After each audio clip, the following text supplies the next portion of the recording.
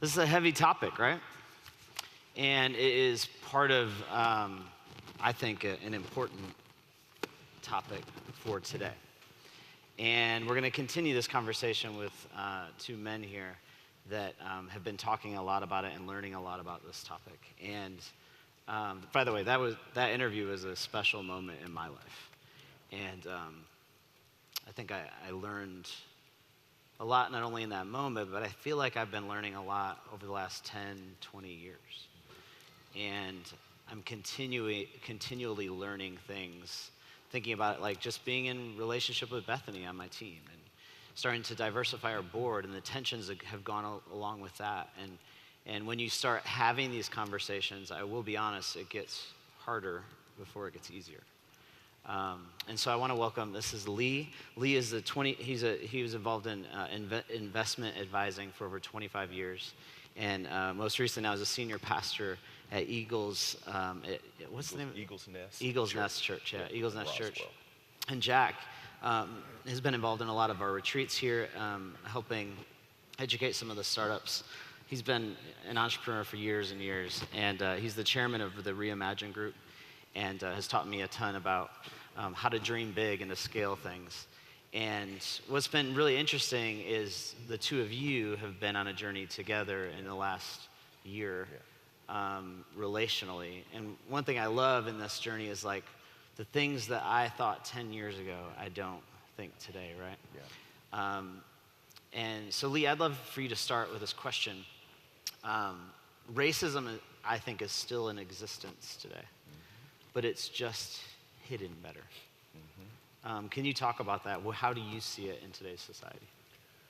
Well, actually, in the last 8, 10, or 12 years, I think the hidden part of racism has become very overt.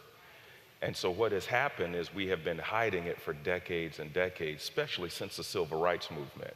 So we thought things were great. I mean, after all these laws got passed in the mid-'60s and people weren't marching and singing "We Shall Overcome," and so everything is fine now. But actually it wasn't fine. We were just pushing things under the rug.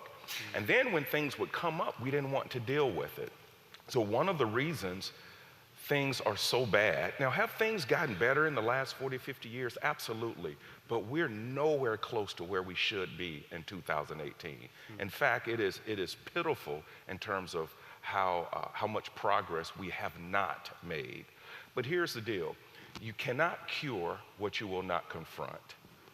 And the reason we haven't been able to even halfway cure this issue is because we don't want to talk about it. We don't want to confront it. We don't want to confront it in the workplace. We don't want to confront it in church. We don't want to confront it in our relationships. We would rather not talk about it. And ignoring something like this is like ignoring cancer. It will only get worse, and it will eventually kill you if you keep ignoring it. So I don't really believe it's being disguised. In fact, I think people are more emboldened now. Okay, I think it's almost cool for some people to be racist, believe it or not. I mean, though they're not hiding it anymore. So this is an opportunity for us to deal with it, since it is, I believe, more overt. But in some places, obviously, it is very subtle, and that really hurts us when we don't talk about it. And Jack, you read Austin's book and it really impacted you. Share a little bit of what really connected with your heart in that. Well, I finished the book, and Jeff, the first thing I thought was I want to tell her, thank you for your anger. Because sometimes people say, well, righteous anger is good, but her anger was truly righteous. And the line in the book that just meant the most to me is she cried out to the white people and said, why didn't you make our schools stronger? And this whole idea of busing African Americans, to white schools instead of just make our schools stronger, and you can just multiply that in a lot of areas. And in the midst of that, I know one thing you've been learning a lot about in this topic and kind of overarching from a justice standpoint is this idea of mercy. It's really stuck with you. Share what you've been learning about that.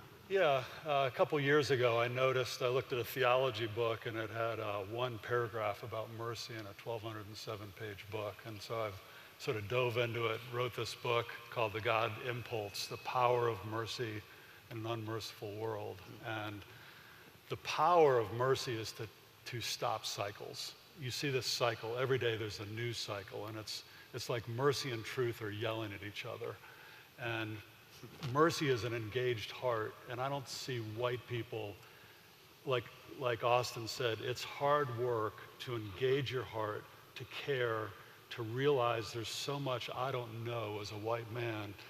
And just as Lee and I have met over the last year and confronted prejudices and confronted different ways of looking at things, how a white person will talk, how a black person will talk, how that makes us feel, it's been great. And you told me a story, hard story over the last year of interacting. You live in Roswell, neighborhood just in the suburbs outside of Atlanta, and interacting with some officers in the midst of a lot of the horrible things that have happened the last couple of years. Can you share a little bit about that story? Because I think it's a really good example of the things that you see. 2 years ago, in 2016, that awful summer that we had where Alton Sterling, Philando Castile, and then the Dallas police officers were killed. All this happened in probably a 10-day or so period. I was preparing for my sermon, and I just said, you know what? I feel like I'm preaching to the choir. Our church is predominantly African American. And so I just said, if white influential people aren't here to hear this, then how much difference is it really going to make? And I felt very discouraged. So I got on the phone. I couldn't call the white pastors that I knew because they had to do their own service. So I began to call white influential people in Roswell, some of the city council members and the mayor and the police chief. And the police chief took me up on the offer to come to our church and to hear this sermon. He said, well, Lee, what am I going to be walking into? I said, you're going to be loved like you've never been loved, but you're probably going to be very uncomfortable with some of the things I'm going to say. But I promise you, at the end of the day, it's about us coming together. Long story short, go through the sermon. He was really pleased with what he heard. We developed a relationship, and he told me, he said, Lee, if you see anything that we are doing as a police department that undermines our credibility with African Americans, would you let me know? 2 days later, I get a call from one of our parishioners, and this person said, well, Lee, since you and the police chief are buddy-buddy now, I want you to know this. You need to call him about this. 2 days later. 2 days later, said there's an officer flying a huge Confederate flag in front of their home, and they bring the police car home, and the optics of a Roswell police car being in the driveway with the Confederate flag right by it. He said, the person who called me, how am I supposed to trust the police department? He said, so we need to find out why that person is flying that flag. I said, I agree. So I called the police chief. I said, hey, this is what's going on. Long story short, they looked into it, did their research, found out some pretty bad things, interviewed the officer, things went downhill, did an internal investigation, ended up firing the officer. Well, yes. Yeah. So crazy me, I'm like, wow, I've done something, you know, that is good. I worked together with a white influential leader in our city, and we had a zero tolerance for this kind of behavior. Well, little did I know what was going to happen to me within the next 2 months. Got over 100 death threats. From Twitter to Instagram to Facebook to letters to threatening phone calls to voicemails. I mean, one person even left a message on our church voicemail. Don't forget Birmingham, 1963. Wow. Now, when you say that. This was in the last 2 years. When was this? Oh, this was 2016. This was fall of 2016. So it made me feel like I was back in the 1960s. I said, you're kidding me. I mean, so I can't even begin to tell you how bothered I was and how I was challenged personally. Am I going to continue to fight? And actually, I turned up the heat. And so the bottom line, I had to hire security people and officers to escort me in the very church that I started, that I'm the pastor. Now I have to come in with an entourage of officers surrounding me because the threats were that bad. Of course, it dissipated, and we're kind of back to normal. But it just showed me that, that this issue, that people just really don't, it's just a lot of hate and vitriol. And I felt like that if there is a counter narrative that people, many whites, didn't want to hear it. I had to be wrong in terms of how I looked at history, how we viewed the Confederacy and what happened during slavery and all that. My view was wrong. Their view was right. And so the way that they disagreed with me was through violence. And by the way, that is what has happened for decades, if not centuries, is a lot of people have dealt with this issue instead of through conversation and listening and respect, but rather through violence and intimidation. Austin was talking about, a great starting place is to educate yourself, basically. What would you give advice to people that are like, man, I care about this, I don't know where to begin. Yeah. I don't know what, a lot of people tell me like, I want to do something about it, but they don't know what to do. What advice would you give? Wow, that's a great question.